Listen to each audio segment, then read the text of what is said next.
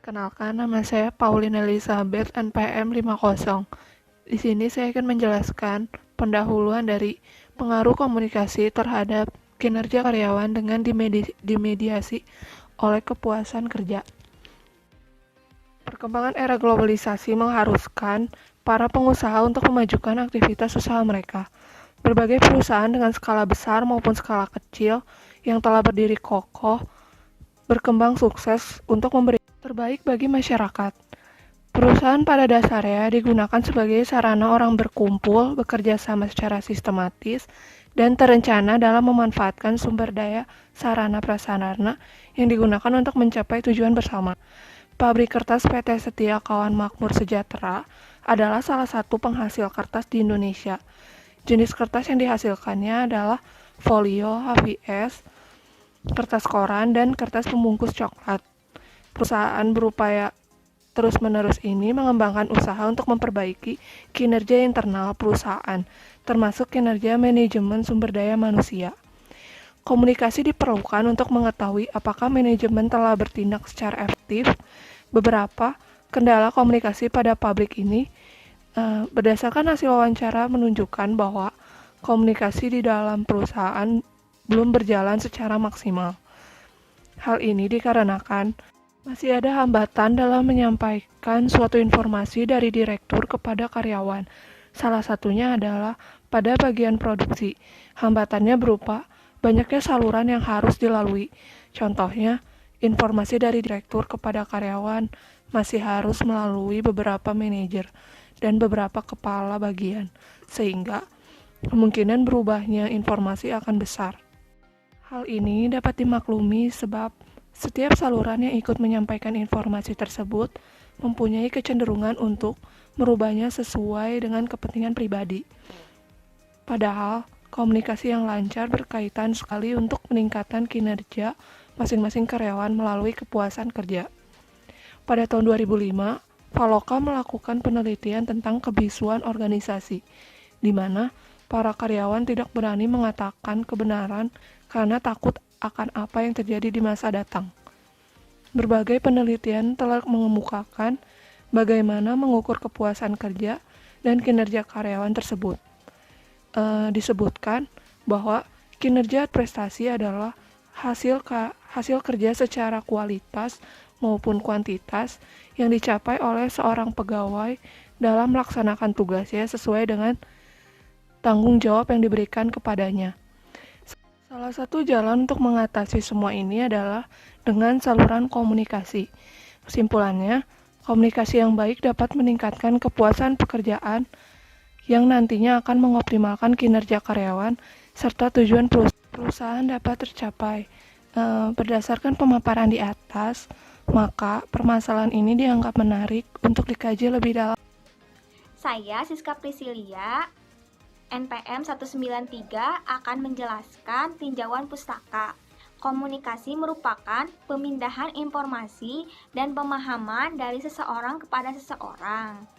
Yang dimaksud pemindahan informasi yaitu pengertian secara langsung mengarah pada perubahan dan perkembangan organisasi yang dapat terjadi melalui perkembangan sumber daya manusia di lingkungan masing-masing. Untuk mencapai tujuan organisasi, maka diperlukan komunikasi yang terjalin dengan baik, sehingga dapat dimengerti dan dilaksanakan antara pihak yang satu dengan pihak yang lain.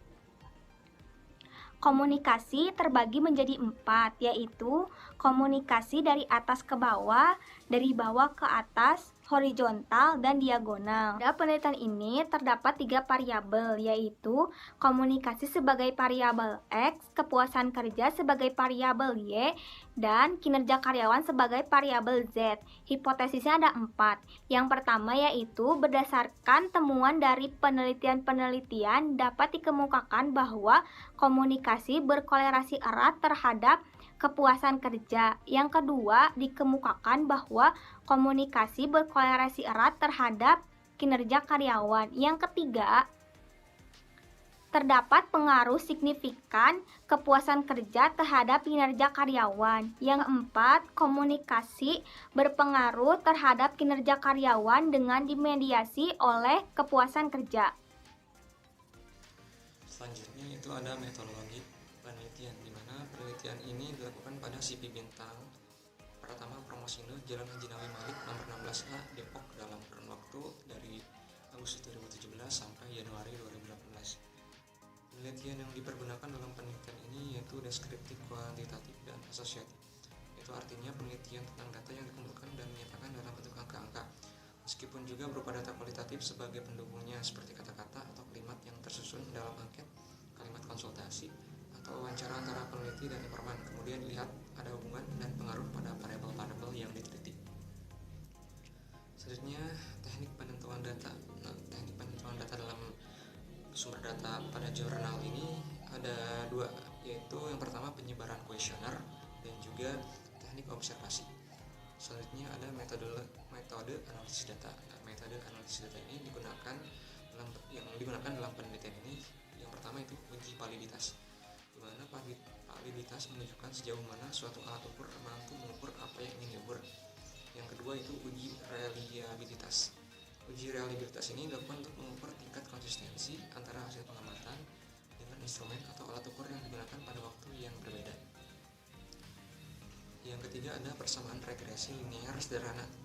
Menurut Wijarati tahun 2006 mendefinisikan analisis regresi sebagai kajian terhadap hubungan satu variabel yang disebut sebagai variabel yang diterangkan dengan satu dua variabel yang diterangkan.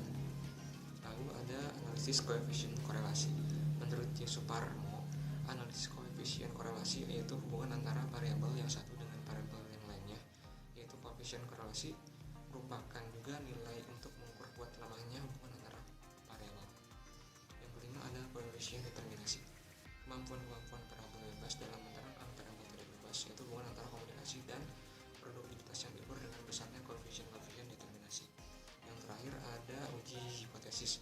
Nah, untuk memperkuat hasil perhitungan yang diperoleh untuk mengetahui tingkat kebenaran pengaruh antara dua variabel yaitu variabel X dan Y, maka penulis akan melakukan uji hipotesis dengan langkah-langkah seperti merumuskan hipotesis dan juga uji signifikasi.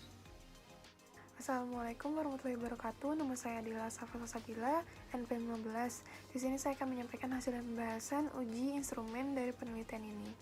Yang pertama ada hasil uji validitas. Perhitungannya menggunakan software IBM SPSS versi 22 for Windows. Jadi di sini dikatakan bahwa R hitung lebih besar daripada R tabel dan nilai R positif untuk variabel X dan Y. Maka semua butir pernyataan dikatakan valid. Lalu yang kedua hasil uji reliabilitas. Diperoleh nilai alfa Cronbach atas variabel komunikasi ini sebesar 0,895, sedangkan produktivitas 0,924, yang berarti nilai alfa Cronbach lebih besar daripada nilai R hitung dan nilai R positif. Dan pernyataan dalam kuesioner ini reliable karena nilai alfa Cronbach lebih besar dari 0,6.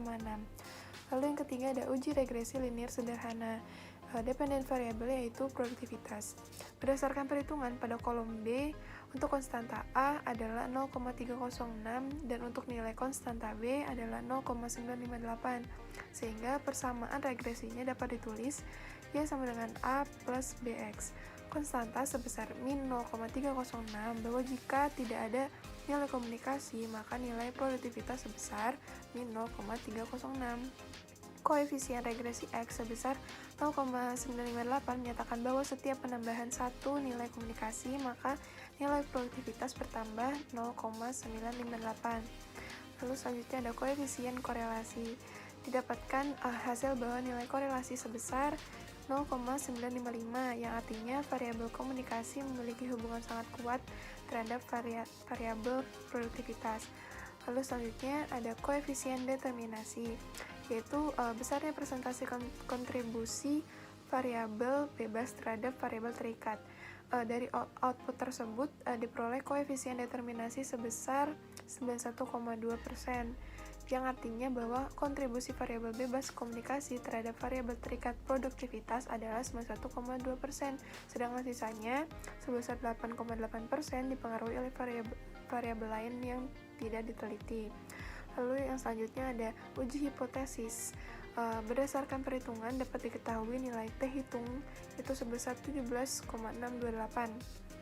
dengan nilai T tabel sama dengan 2,042, yang mana berarti nilai T hitung lebih besar daripada nilai T tabel, dan nilai signifikan 0, lebih kecil daripada 0,05.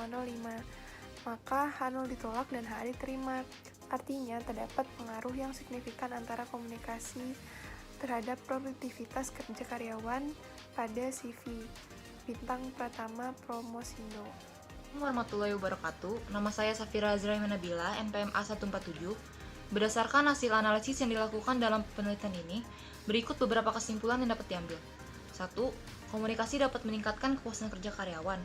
Hubungan baik antara atasan dan bawahan, adanya umpan balik, iklim komunikasi yang mendukung, serta perspektif organisasi yang terarah dapat menambah kepuasan kerja karyawan lebih optimal. 2. Komunikasi dapat meningkatkan kinerja karyawan. Bila komunikasi efektif dapat terwujud, maka produktivitas karyawan akan semakin tinggi. Dengan komunikasi yang efektif, karyawan tidak akan mengalami kebingungan dalam melaksanakan SOP yang dibuat oleh perusahaan sehingga kinerja yang dihasilkan semakin baik. 3.